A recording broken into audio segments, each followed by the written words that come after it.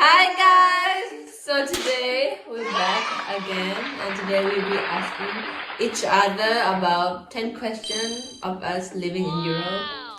Wait, I forgot the microphone. Are you ready? I'm still here and I'm ready. Okay. And today we will have our extra Hazel baby. He wanted to join us. Oh, it's so cold today, isn't it? Okay. Okay, this is one of the most popular questions we got asked in our career now. Yeah. Okay, both of us, I show jumper and we mostly work with horses in our life, right? Yes. Okay, so I am Brian Chanopon Galayatad, or people here call me Delight or Jana, or so many Or names. Priyan. Yeah, Brian. I mentioned it. Uh-huh. And this is Cece! Oh my god, you don't hug me. My best Swedish friend, guys. Doesn't really Best. show it. Yeah, but I thought you only wanted to put your arm around me. Okay, again.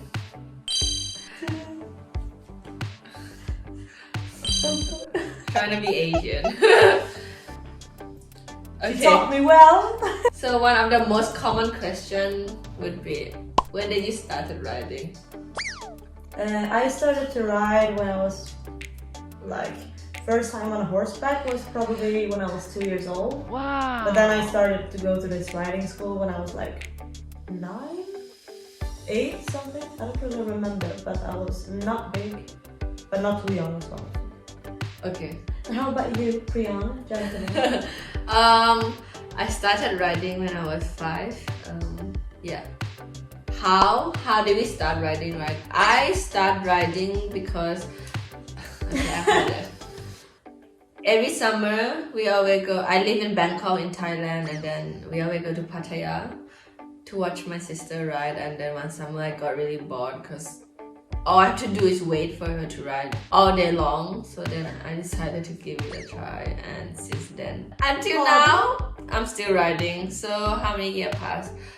18 years, coming 19. And how did you start riding? I think it was a few girls in my class. At school? Yeah, that was having ponies, riding on one day per week or something. And then I got inspired by that. Yeah, by microphone. Bye. Okay. So yeah, that's why. And I always liked animals, so. Okay, so at this moment, how many horses do you own? At this moment, I have 1 horse. First time in a while, so it's very nice, to be honest. Okay, me, I have 3. Maybe just the one in the sport. Yeah. I had 3 horses. I have 2 riding now myself is the 2 men, Tina and Morgan. Next question. If you don't ride horses, what would you be doing? Do you have an answer first? Okay. Well, when I was young, very young, I wanted to be a pilot. Wow. Okay. Airplane. But then now, Goggle. is it Dugana goggle? No. I don't think so. No, but no, now Halas cannot. I'm so scared. Last year, I was my friend bring me on a gyrocopter with him, and then he let me. Thank God I'm not a pilot.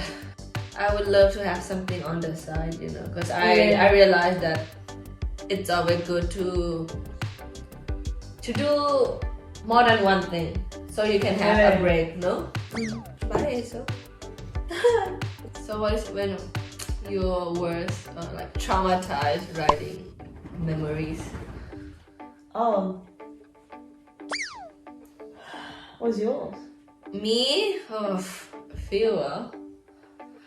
One of it would be in France at the competition, and it was raining, and then I finished the course. I went through the finish line already. I was placed actually. Then my horse slipped and fall over on me. And then when she stand up, she stepped on my back. And then When I is had this? this was like 3-4 years ago in Le Mans actually.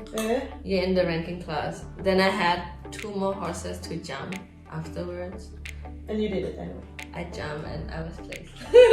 She's a Leo. Yes, I was Me on too. superhero drugs. And I you- know. We had a young horse, remember last year?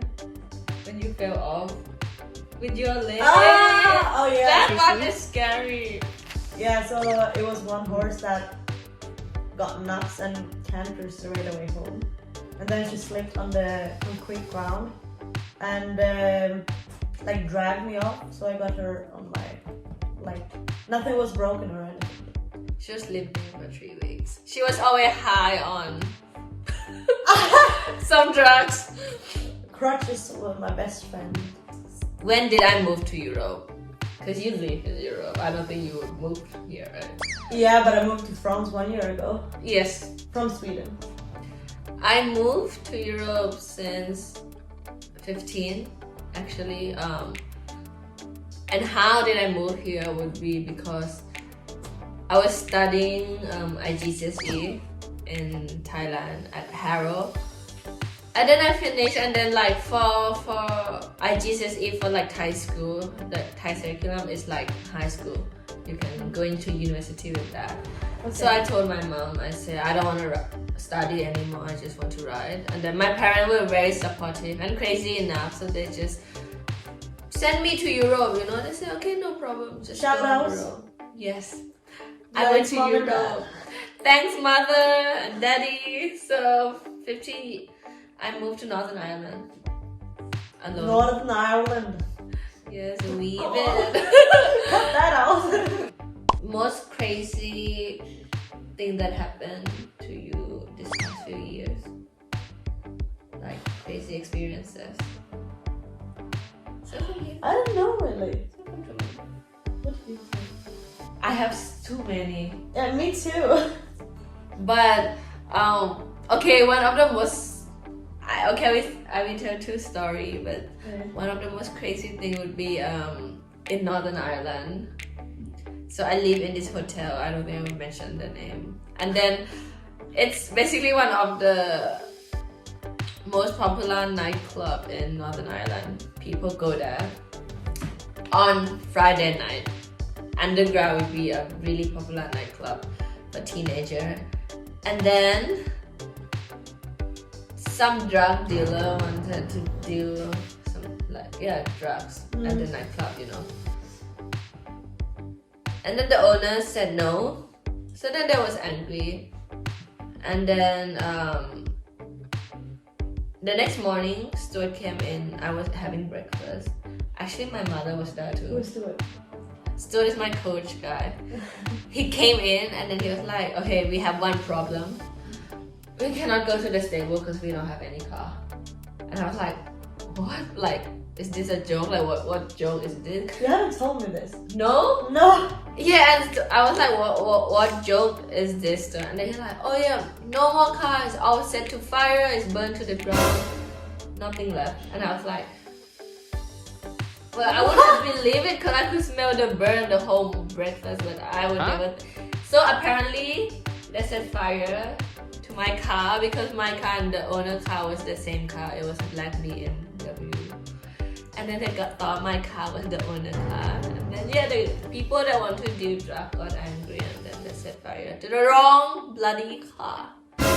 Thanks. What? But You haven't luckily, told me this. no. No, how could you miss that? I know. Actually, it was like one of the first Experiences in Europe? get my eye wide open. God. Luckily, my car was fully insured, so I get the money back, and then I got another BM, and now it's also like crashed into pieces. Not because of me, but okay, we don't want to. Crazy story? It's crazy, but it wasn't the most crazy yet. Alright, because that's nuts. Okay, one more crazy. Okay, maybe two more. I will tell you really quickly. We drove to Poland with my truck. It was me and Stuart I know this. with 3 horses in the horse truck and a trailer full of everything because we went for like a month. And then I was sleeping in the living area, and then Stuart suddenly screamed like whoa, whoa, and I was like woke up, I was in like fright. I was like, oh my god, what happened? And like Stuart was like couldn't control, like there were no brake on the truck, and there was 2 lanes. In front was a truck, on the left was like a small car. So if we go in front, Halas dead. I would not die, but Stuart I think dead, and the horse I think. But if we go to the left, we have to sweep that car out, But Stuart get his conscience together and then like lower the gear, lower the clutch, and then in between somehow we went in between the car and the truck, and then without hitting anything. Like I don't know how we survived. Like we couldn't repeat that. It's like out of a movie scene. Like Yeah. then we had 1 hour left to go to reach the competition, and so like shaking. And then I know Stuart for almost 10 years at that time. I never see he get scared. It was traumatized. Who wouldn't? Yeah. Freaking trauma. I mean, imagine you drive for another 1 hour having no brake in the truck with 3 horses and trailer. It was very heavy. Yeah. Okay. Your story. I can't get up to that level. It's fine. You don't want to. I don't have any crazy stories like that. Okay. How about favorite moment in your riding career? Favorite moment in my riding career? Probably last time in Oliva, when we were placed 4 out of 6 times. Your first international, no? Yeah. And I was very happy as well because that horse hadn't been in a show for quite a while, maybe 2 years. So he was very good and I was very happy. Congratulations. We need a cake for that. Okay. Is this even like 10 questions yet? Almost. Okay. My favorite moment in my riding career would be when I won the King's Cup in Thailand. I was the youngest to win the biggest trophy in Thailand. And when I was 14. Oh, I didn't know that. And then the Southeast Asian young rider. That is good memory. Hickstead Derby. Finishing Hickstead Derby to be the first ever Asian and the youngest ever to jump. And Were you 17? Yes. Young? That was amazing feeling. Like it was the biggest and toughest course in the world. So amazing. Okay, so the next question. We need to help each other answer. Why does Dlite Brian have so many names? When I first met Dlite, he was like, yeah, I'm Dlite, blah blah blah. And then someone else at the yard, oh, have you met Brian yet? I was like, who? Oh yeah, or Dlite. I'm not sure really what her name is. Or Jana. Yeah. Okay, Yeah, guys. it's a bit confusing. I will be clarifying my name right now. So my Thai nickname is Brian, and in Thailand we use nickname. And my real name is Shanokporn Garunyatat. But then the way I wrote the name in English is Janakabon Karunayadash because it's in Bali language. And most people in the world doesn't study Bali anymore, the language. No. So then they cannot read my name correctly, which is no one's fault. So from Shanokporn, it become Janakabon. And then because my name And thereafter Jana. Yes. And then because my name is Janakabon, people at horse show call me Janaka, because it's the shorter version of Janaka born. And then Arab people call me Jana because also Jana for them means heaven. So then it's a name, it's quite like common name. And then Delight is like a European name. I mean, because when How did Delight appear in the beginning? oh, when I first like came to Europe to do some training in Germany, and then my Thai friend was like, "Oh, Brian is too difficult. European cannot call that name. We need a new name for you." And like, Brian? So hard? yeah, I know, but it was like so. Brian actually mean like happy, delightful, more than welcome. And then my friend just like delight. Yeah, it's the same thing. Apparently, it turned out the same meaning, and then since then everyone call me delight, and then it become shorter, like D. Like my close friend call me D. I call you D. Yeah, you call me D. So that is the history of my name. And if people ask me what is my name, I mean whatever you're comfortable with. Brian, Jana, Delight. I am comfortable with all. Yes. And I only have one name. No, one name and one nickname. okay. Now, you made also one new nickname when I moved here. What? So my Swedish name is, I only have one name. Yep. My name is Cecilia, and in Sweden we call Cecilia often like Cece. But Delight can't really say Cece, so Cece! So it's with E instead of I. But it's alright. Cece. Okay guys, so like guess what? That is our 10th question done. Just went by pretty fast.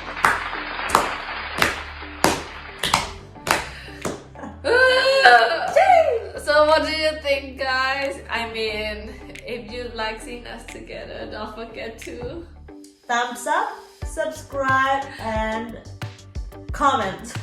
and the bell thing. Oh yeah. Yes. Press the bell here. Yes. Or is it here? I have no idea. Maybe there. Put it here on the bell. Thank you so much for watching until the okay. Thank you so much. Again. Should I do it? Thank you for watching. Until the end. See you next time. Same channel, same time. Same time. Good night, guys. Now we're gonna go and eat and drink. Yes. I'm so thirsty. Water. And grape juice. Bye, guys. Bye. What are you doing?